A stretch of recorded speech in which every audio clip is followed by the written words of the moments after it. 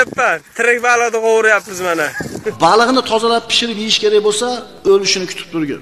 Ayrim xalqlarga o'xshab tiriklik shilmaydi ustini. Qimillab turgan jonivorni bir qaynab turgan qozoqdagi yoqqa tashamaydi. Chunki bu narigilarga jabr bo'ladi, zulm bo'ladi.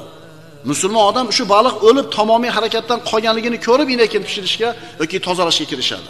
Ayrim xalqlarni ko'ryapmiz, aqllaring bovar qilmaydi. Qimillab turibdi, qo'g'iryapti. Qimillab turibdi, kesyapti bir chekadan, to'rg'ab. Alloh taolo aytadi, mana hojilar qurbonlik qiladi hajda.